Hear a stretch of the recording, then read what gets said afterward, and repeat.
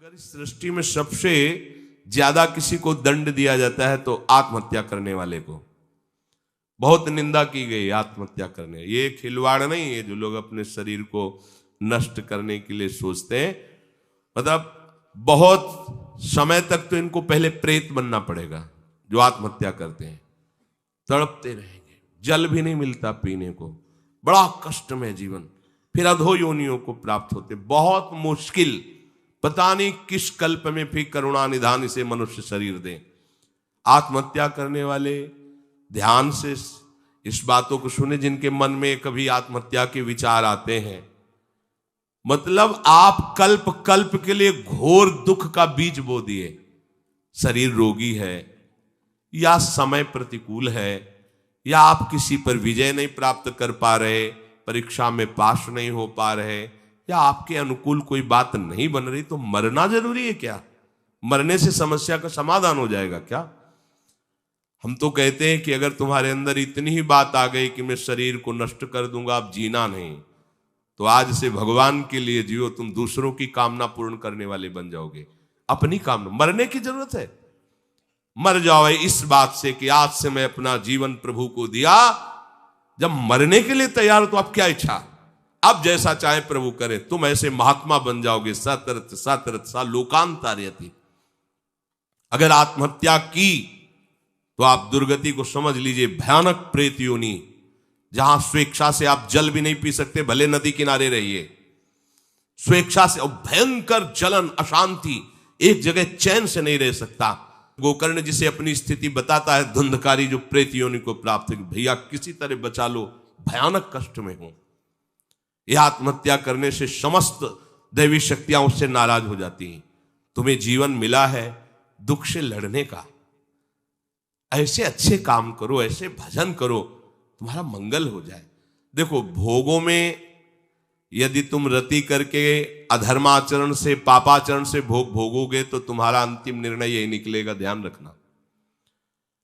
जब तुम धर्म विरुद्ध आचरण करोगे, जैसे कोई कहता है कि अभी तो छोटा बच्चा ही था, उसने कौन से पापाचरण किए, अभी तो 14-15 वर्ष का था, परीक्षा में ऐसा ऐसा क्या।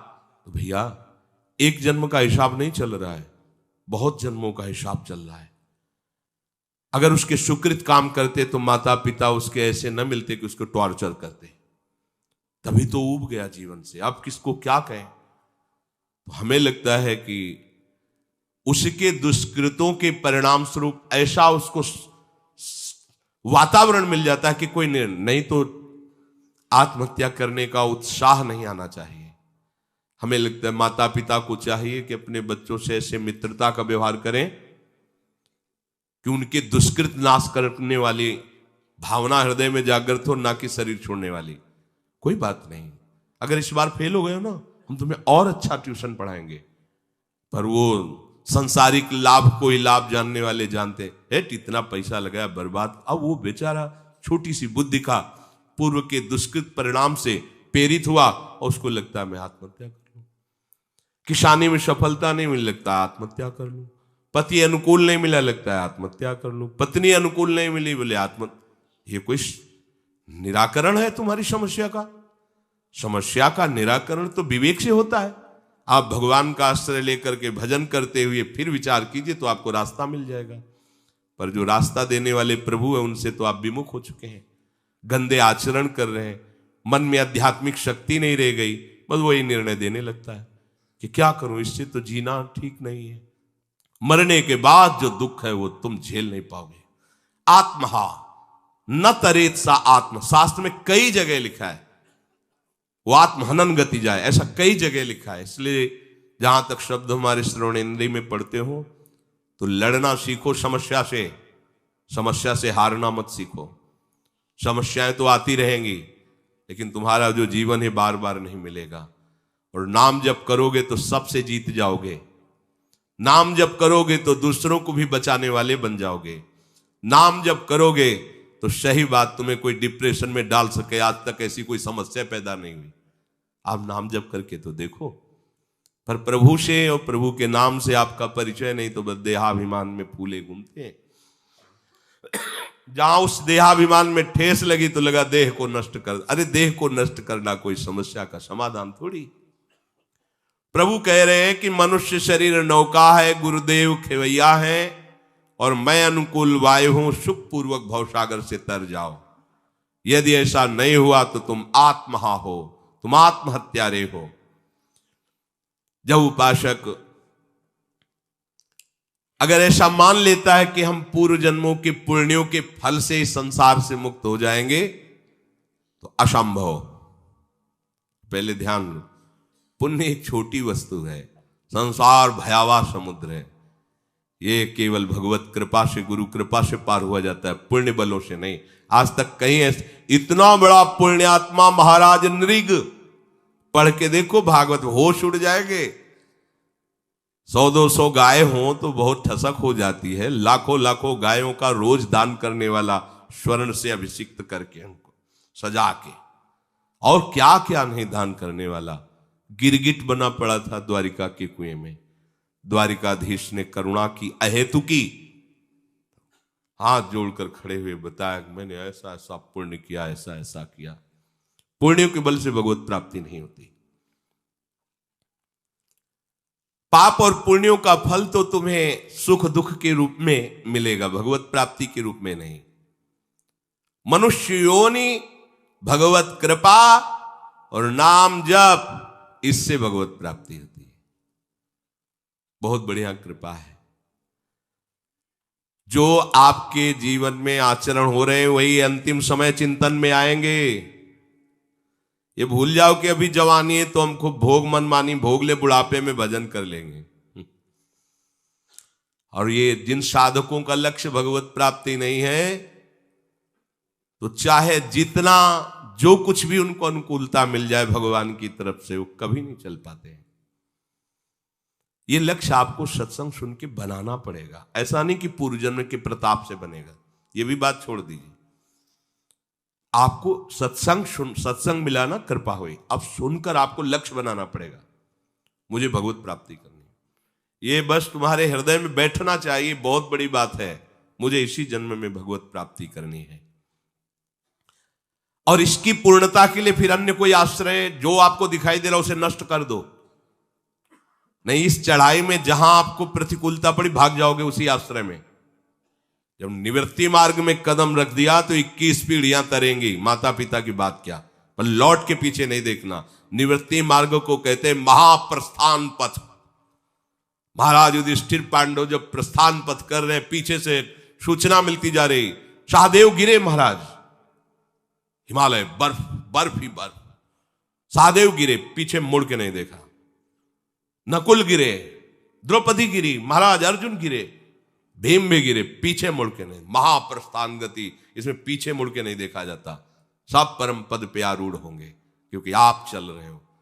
आपको छोड़ना होगा भगवान के ऊपर अपने परिवार के मोह को, रिश्ते नातों के संबंधों को। वो संभाल लेंगे, वो सबको संभालते हैं। प्रणत कुटुंब पाल रघुराई। और आपका चिंतन ऐसा हो कि प्रभु के सिवा कोई आपका चिंतन वाला नहीं रह गया जिसका हम चिंतन कर सके, हो गई भगवत प्राप्ति। अगर जरा सा हमें कोई संबंध आश्रय मिलेगा तो भाग जाएगा मन, उसी का आश्रय ले लेगा। बहुत चिल्ला चिल्ला के कह रहे हैं, निवृत्ति मार्ग है, जहां आसपास से चोट पहुंची काम की, क्रोध की, वासनाओं की, और बाहर से कोई उसको रास्ता नहीं मिल रहा वासनाओं की पूर्ति का, फिर उसको ना गुरु अच्छे लगेंगे, ना शास्त्र अच्छा लगेगा, ना भगवान अच्छा लगेगा। कैसे, कहां जाऊं? घर वाले तो भले हमको भगा दे, लेकिन मौसी है वो हमें बहुत प्यार करती है, और भाग जाएगा मौसी के यहां लेकर के, फिर मौसी को लेकर मम्मी को बना लेगा, फिर वो परमार्थ चला जाएगा। ये हम एक नहीं सैकड़ों उदाहरण दे सकते हैं, ऐसे सैकड़ों उदाहरण हैं। इसलिए भाई, इस मार्ग में कदम रखने वाले उपासक को पीछे कदम रख सके उस जगह को नष्ट कर देना चाहिए, संबंध को नष्ट कर देना चाहिए। ये अगर तुम्हारे अंदर चतुरता नहीं आई तो नहीं चल पाओगे, नहीं चल पाओगे, नहीं चल पाओगे। क्योंकि आगे तुम्हें ज्वाला दिखाई देगी और उस ज्वाला में कदम वही रख सकता है, पीछे का रास्ता है नहीं, अगल बगल कोई रास्ता है नहीं। और जो भी ज्वाला में कदम रखेगा वो चंदन से भी शीतल होगी। पल इतनी भयावह है कि कदम वही रख सकता है जिसके पास अब कोई रास्ता नहीं रह गया, मरते का न करते, वो चल पाएगा। ये वो मार्ग है परमार्थ का। और जिनको और जुगाड़ है, मन को बैलेंस बनाने की व्यवस्था है, तो भगवत प्राप्ति की कथा कर सकते हो आप, भगवत प्राप्ति नहीं कर सकते, ये पक्की बात समझ लो। तो जो हम प्रारंभ में चिंतन करते हैं वही मध्य में चिंतन होता है और वही अंत समय आता है। प्रारंभ है बाल्यावस्था, किशोरावस्था, कौमारावस्था, मध्य है जवानी, अधेड़, और अंतिम है बुढ़ापा। थोड़ी बारी चौपाई पढ़ लेना, 2-4 बार भागवतिक बातें जान लेना। हम देखते हैं जैसे बड़े वयोवृद्धन बैठो ना, प्रभु की वार्ता छू नहीं गई हृदय में, वही प्रपंच संसार का भरा होता है। वो एक थे, उन्होंने ऐसा किया, फिर हमने ऐसा किया, फिर हमने, ना वो रह गया ना कुछ उसका कोई नामो निशान रह गया, पर उसकी बातें उनके हृदय में रह गई। एक बार जीवन में ऐसी समस्या आई, फिर हमने सोचा ऐसा करना, हमने सोचा, हमने कहीं भगवान नहीं, कहीं प्रभु की महिमा नहीं, वही संसार के व्यक्ति, वही संसार के, क्योंकि उनकी मशीन में वही भरा है। अब बोलेंगे तो क्या बोलेंगे। भगवत कृपा से जीव भगवत चिंतन कर पाता है। अगर कौमारावस्था में भजन का भाव नहीं बना तो जवानी में कैसे बन जाएगा। अगर कौमारावस्था और जवानी विषयों में गई तो बुढ़ापा भजन कर लोगे, भूल जाओ, माला हाथ में रहेगा, केवल प्रपंच चिंतन होगा, रामकृष्ण हरि बोलने की इच्छा नहीं होगी। ये भूल जाना कि बुढ़ापे में भजन कर, लोग नहीं कहते हैं भजन करने की अवस्था है अभी नरक भोगने की अवस्था है, भजन की थोड़ी। सलाह देने वाले ऐसे, ये तिलक लगा, कंठी तो विधवा बांधती हैं, सुहागवती कंठी। ये लो, श्री कृष्ण के नाम पे, अविनाशी दूल्हा के नाम पे कंठी बांधना निषेध। कंठी का माथे पे तिलक, गले में कंठी, ये तो विधवा करती है, विधवा। ये है शिक्षा लोक की। तुम नाम, गोपाल शास्त्र नाम पढ़, तुम ठाकुर सेवा, अरे भाई ये कहां करने को कहा, सुहागवती को ये नहीं नहीं नहीं नहीं। ऐसे उपदेश होते कि हंसी आती है, संसार का ऐसा उपदेश करता है। ये जवानी है ना, भगवान ने जवानी दी है भोगने के लिए। हाँ, जवानी दी, बुढ़ापा दिया है कर्मों के भोग के लिए। खखारो और थूको और नरक का चिंतन करो। कहां वृत्ति है। देखो गोपीजन घर गृहस्थी के कार्य करते हुए कृष्ण चरणारविंद का चिंतन, एक एक वृत्ति चिंतन, तो परमहंसों ने प्रणाम किया। आप चाहे बाल्यावस्था को, चाहे यौवन अवस्था के हो, चाहे वृद्धावस्था के हो, आप प्रभु के लाडिले हो, प्रभु की प्राप्ति के लिए मनुष्य जन्म मिला है, आप नाम जप करो। मनसा वचसा दृष्टया गृहतेन्यैरपीन्द्रियैः अहमेव न मत्तोन्यदिति बुद्धध्व मंजसा। मन से, वाणी से, दृष्टि से केवल भजन के कार्य करो। ये संसार भी भगवान का है, इसलिए इसमें जो कार्य करते हो भगवद अर्पित करो। बड़ा सहज स्वरूप भगवत प्राप्ति है। एकादश स्कंद में 9 योगेश्वरों ने वर्णन किया कि शरीर से, मन से, वाणी से, अहंकार से, अनेक जन्मों की आदतों से, संगवश जो भी हो रहा है आपसे, वो सब परम पुरुष प्रभु को समर्पित कर दो। ये सीधा भागवत धर्म है। हर मिनट का कार्य आपको प्रभु के दरबार में हाजिरी देनी। आधा घंटा करो, मन से प्रभु को अर्पित करो। भले वो हल जोत रहे हो, व्यापार कर रहे हो, पोछा लगा रहे हो, कोई कार्य, शरीर से, मन से, वाणी से, इंद्रियों से, चेष्टा से जो हो रहा है भगवत प्राप्ति के लिए, तुम्हें सहज उपाय, उसे प्रभु को अर्पित कर दो। और नाम जितना जप सकते हो नाम जपो। नाम उच्चारण करने में क्या जाता है, राधा राधा राधा, पोछा लगा रहे, जो सोनी लगा रहे राधा, फावड़ा चलाए राधा राधा, जो भी, उसका फल ये होगा कि मुझसे भिन्न कुछ नहीं है, ये आप जान जाओगे। सब कुछ भगवान को अर्पित। देखो, ये अग्नि में सामर्थ्य किसी और में से नहीं। चंदन डालो तो अग्नि में, विष्ठा डालो तो अग्नि में। तुम्हारे सारे शुभ अशुभ कर्मों को भगवत स्वरूप बनाने की सामर्थ्य एकमात्र समर्पण में है। प्रभु को समर्पित होकर कर्म करो, प्रभु के लिए कर्म करो, या कर्म करके प्रभु को समर्पित, बड़ी सुविधा है। बस बीच बीच में भगवत स्मरण करते रहो, हर कर्म को प्रभु को समर्पित करते रहो। इसका प्रभाव ये होगा कि जो दुष्कर्म है वो तुमसे होने ही नहीं लगेंगे। प्रभु की ऐसी कृपा होगी कि हृदय जलने लगेगा, ऐसी जलन होगी कि आपसे गलत काम होंगे ही नहीं।